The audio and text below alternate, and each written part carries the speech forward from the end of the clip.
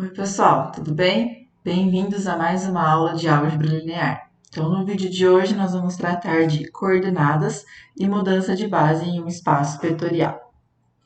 A gente inicia trabalhando com um espaço vetorial V de dimensão finita, né? Ou seja, que ele é finitamente gerado.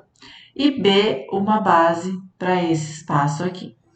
Então, dado qualquer vetor U no meu espaço vetorial, existem únicos escalares de α1 até αn, tais que o meu vetor U se escreve como combinação linear desses escalares. Isso decorre do fato de B ser base para o meu espaço, né? Então, quer dizer que é um conjunto Li e que gera todo o V. Portanto, segue essa combinação linear. Esses escalares, então, a gente chama de coordenadas de U com relação à base B, certo? Então, a cada vetorzinho U, eu associo uma sequência de escalares aí. Como B é base, esses escalares são únicos. A notação que a gente usa, dado um vetor U no meu espaço vetorial, é que as suas coordenadas formam uma matriz de n linhas e uma coluna. Então, a gente pega todas as escalares e monta uma matriz aí, certo? E aí, o interessante é que a gente pode fazer a associação. A cada vetor do meu espaço V, a gente associa uma única matriz de ordem n por 1. Tá? Isso aqui vai ser muito importante futuramente. Então, a gente tem a relação. A cada vetor U, eu constituo uma matriz, né, que é a matriz formada por suas coordenadas. E se eu quiser pensar em pegar uma matriz de ordem n por 1, por exemplo, eu posso determinar via ela um único vetor. Mas isso aqui é assunto para as próximas aulas, tá? Então, isso aqui é um spoiler. Mas então, o importante, por enquanto, é essa associação que a gente faz. A cada vetor do meu espaço, associo uma matriz de ordem n por 1. Primeiro exemplo da nossa aula, nós vamos trabalhar aqui em R3 com essa base aqui.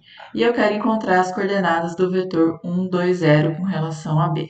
Bem, basta eu pegar esse vetor e encontrar alfa, beta e gama que satisfaçam essa combinação linear aqui, né? Eu preciso encontrar as coordenadas. Para encontrar esses escalares, basta eu resolver o seguinte sistema: alfa igual a 1, alfa mais beta igual a 2 e alfa mais beta mais gama igual a 0. Sistema bem simples aqui, de onde eu tiro que alfa é igual a 1, beta também é igual a 1 e gama é igual a menos 2. Ok? Então, as coordenadas, né, se eu chamar esse vetor de U aqui, a gente tem que as coordenadas de U na base B são dadas por 1, 1 e menos 2.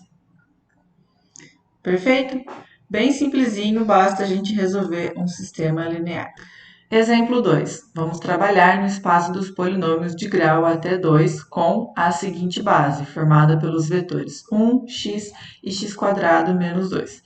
Que esse carinha aqui é uma base, você pode mostrar, é bem simples, tá? Só fazer uma combinação linear e dando vetor nulo e ver que eles são linearmente independentes, tá?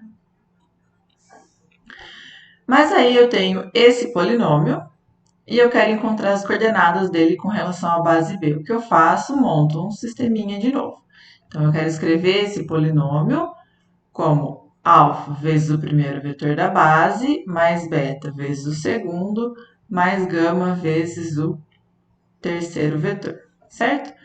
Vou só abrir mais um pouquinho esse lado, tenho alfa mais beta x menos gama x mais gama x ao quadrado. E isso me dá alfa, que multiplica beta menos gama x mais gama x ao quadrado. Então, agora nós vamos comparar coeficiente a coeficiente. Então, desse lado, termo constante e termo constante. termo linear e termo linear, e por fim, termo quadrático com termo quadrático. Com isso, recaímos no seguinte sistema: alfa tem que ser 1, beta menos gama também tem que ser 1, e gama tem que ser igual a 1.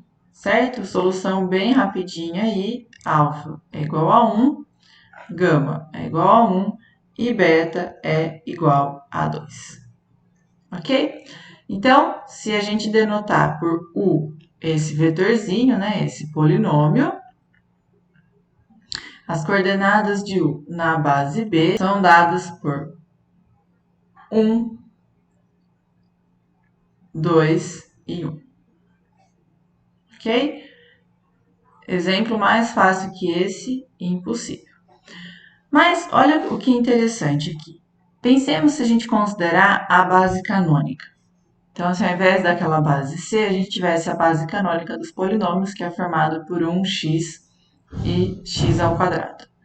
O que acontece se eu tenho o polinômio 1 mais x quadrado? Ele claramente é escrito como 1 vezes 1 mais 1 vezes x mais 1 vezes x quadrado. Ou seja, as coordenadas desse polinômio aqui, né, de novo, se eu chamar ele de um vetor U, na base C são dadas por 1, 1, 1. Né? Então, são os próprios coeficientes aqui tem o número 1, aqui tem 1, né? São os próprios coeficientes do polinômio. Da mesma maneira, se eu tivesse com outro vetor V escrito como menos 2, por exemplo, né? Mais 3x menos 5x quadrado, as coordenadas desse vetor na base canônica seriam dadas por menos 2, 3 e menos 5. Então, quando nós estamos na base canônica dos polinômios, as coordenadas são exatamente os próprios coeficientes dos polinômios. Se muda a base, como a gente viu aqui nesse exemplo, então as coordenadas são diferentes, né? Podem ser diferentes aqui dos coeficientes do polinômio. Ou seja, mudando a base, as coordenadas podem mudar. Isso vai ser importante para daqui a pouquinho. Então, guardem essa informação. Terceiro exemplo, vamos trabalhar no espaço das matrizes de ordem 2, né? Então, aqui eu quero saber as coordenadas desse vetor, que eu já vou chamar de U, com relação, primeiro, à base canônica. Então, vamos relembrar quem é a base canônica do espaço das matrizes. Então, está aqui a base canônica de M2, certo? Como que esse vetor 2, 5, menos 8 e 7 se escreve nessa base? Não é difícil você ver que é 2 vezes o primeiro vetor, mais 5 vezes o segundo vetor da base, menos 8 vezes o terceiro, mais 7 vezes o quarto, tá? Se você tem dificuldade para enxergar que esses coeficientes aqui acontecem, basta você montar um sisteminha com alfa, beta, gama e eta, ok? Ou seja, na base canônica, novamente, olha o que aconteceu, né? Quem são as coordenadas desse vetor na base canônica de M2? Então, é formado por 2, 5, menos 8 e 7, né? Essa matriz aqui com 4 linhas e uma coluna.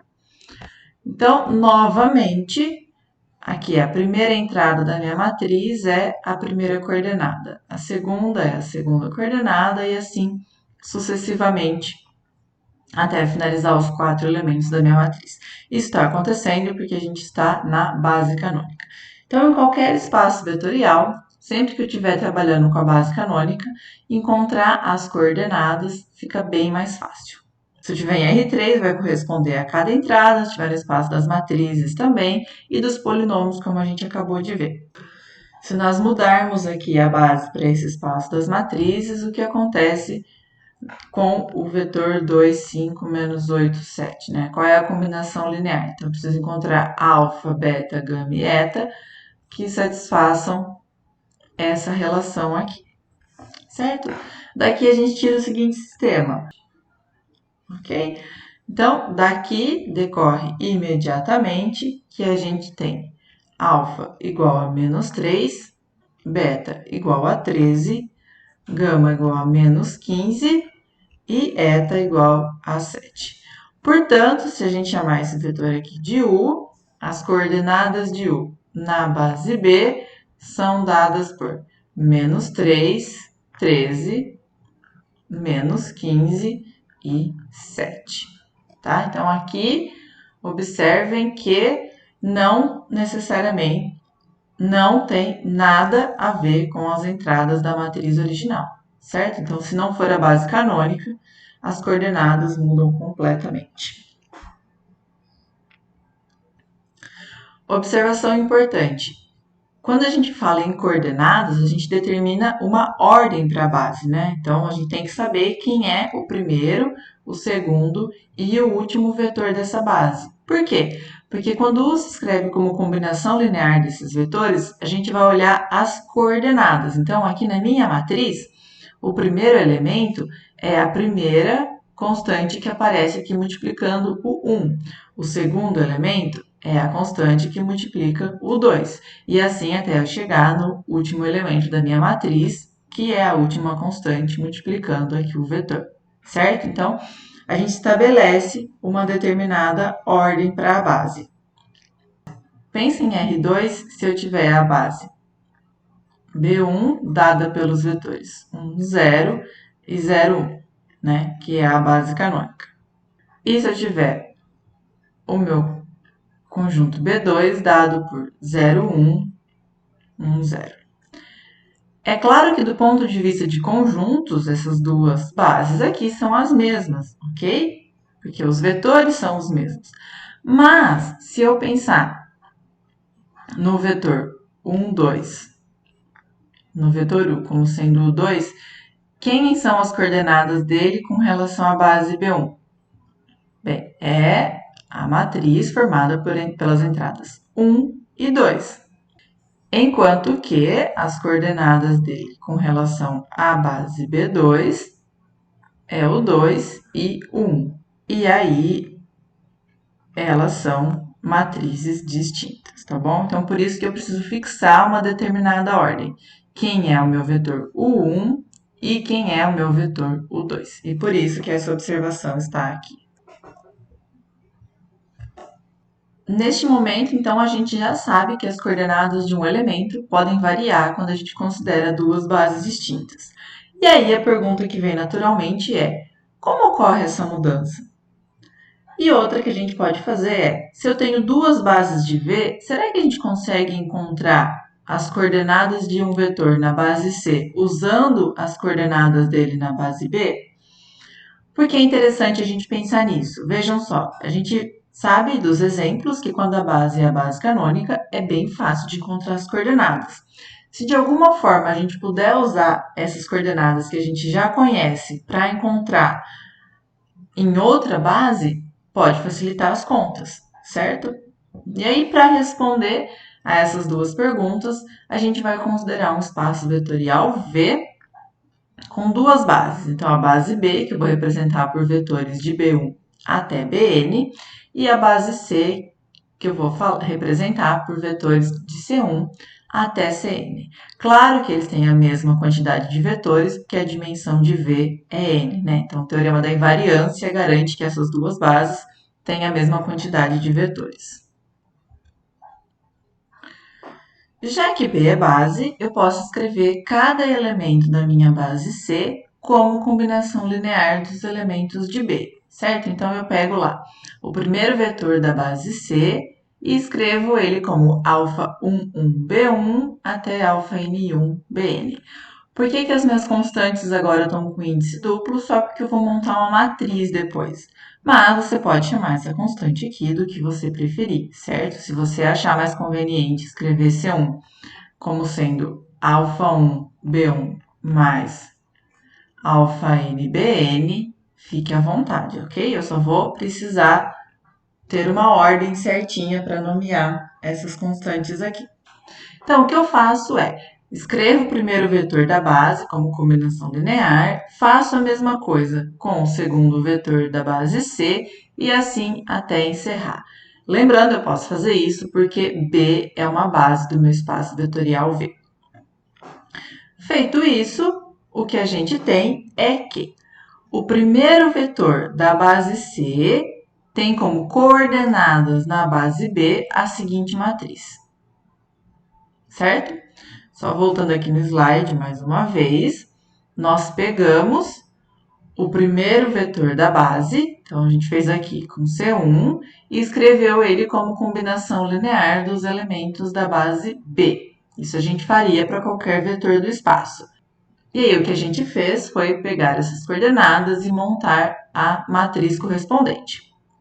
E a gente faz isso com todos os vetores da base C, certo? Nós escrevemos como combinação linear dos elementos da base B e pegamos as suas coordenadas.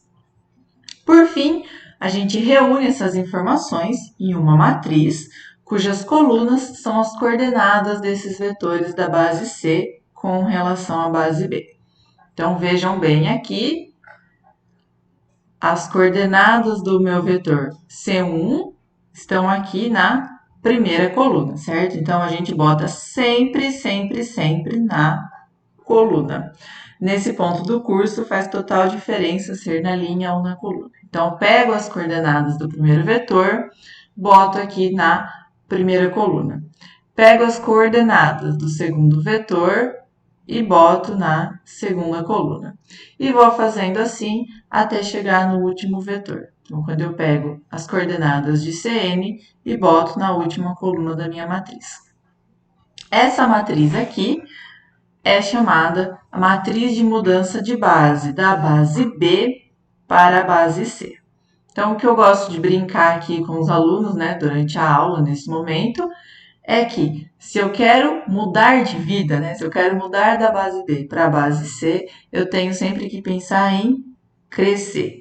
Então, a matriz de mudança da base B para a base C, certo? Sempre da base que você quer sair para a base que você quer chegar. Da base B para a base C. Então, eu quero mudar de base, mas eu não posso esquecer de onde eu vim. E é por isso que eu preciso escrever todos os vetores de C como combinação linear dos elementos de B. Entenderam?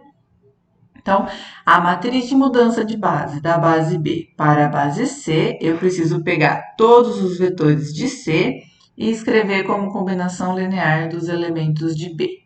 E aí eu coloco essas combinações lineares nas colunas da minha matriz.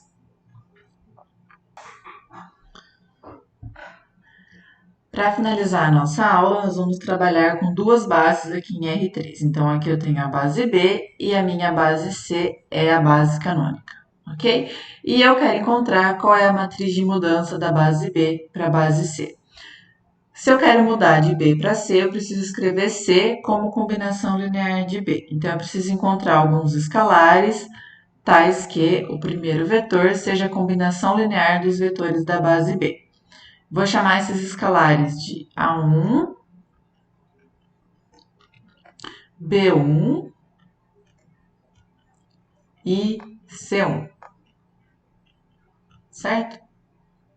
Só mudei a notação aqui para não ficar carregando alfa com índice duplo o exemplo todo, mas você pode chamar esse carinha aqui do que você quiser. Alfa 1, C cedilha, a letra que te parecer mais conveniente, tá? Da mesma forma, eu preciso encontrar constantes para o segundo vetor. Então, eu vou chamar de A2, B2 e C2. E, por fim, faço a mesma combinação linear para o terceiro vetor. Então, A3, B3 e C3. Disso eu consigo 3 sistemas, todo mundo vê? Então, aqui eu tenho o sistema número 1, aqui eu tenho o sistema número 2 e aqui eu tenho o sistema número 3. Então, qual é o sistema número 1? ele é dado por, ok? O meu segundo sistema é bem parecido e vou deixar ele aqui juntamente com o terceiro. E aqui estão os três sisteminhas que a gente tem que resolver para encontrar a matriz de mudança de base. Então, eu vou chamar o meu sistema 1 aqui, eu vou colocar uma corzinha azul nele. No 2, vou colocar uma corzinha verde. E no 3, vou colocar em vermelho, tá bom? Só para separar, por enquanto, as soluções. Então, do meu sistema número 1 aqui em azul, eu tiro o quê? A1 tem que ser 1, B1 também tem que ser 1 e C1 tem que ser igual a menos 1. Do sistema 2, a solução é A2 igual a menos 1, B2 igual a 1 e C2 igual a 0. E, finalmente, do sistema número 3, nós temos que A3 tem que ser 0, B3 tem que ser menos 1 e C3 tem que ser 1. Aí fica fácil montar a matriz de mudança de base, né? Porque basta eu pegar essas coordenadas e colocar nas colunas. Então, a primeira coluna é formada pela solução do primeiro sistema. Então, aqui eu tenho 1, 1 e menos 1. Na segunda coluna, eu coloco a solução do meu segundo sistema. Então, menos 1, 1 e 0. E a terceira coluna da minha matriz vai ser a solução do terceiro sistema. Então, aqui eu tenho 0, menos 1 e 1. E essa é a matriz de mudança de base que o exercício me pedia para encontrar. Ok? Exercício para casa, para vocês treinarem. Encontre a matriz de mudança de C para B. Então, eu preciso pegar agora a base B e escrever como combinação linear dos elementos da base C, certo? E aí montar uma matriz com esse mesmo raciocínio. Nessa aula é só isso, pessoal, uma aula mais curta e a gente se vê na próxima.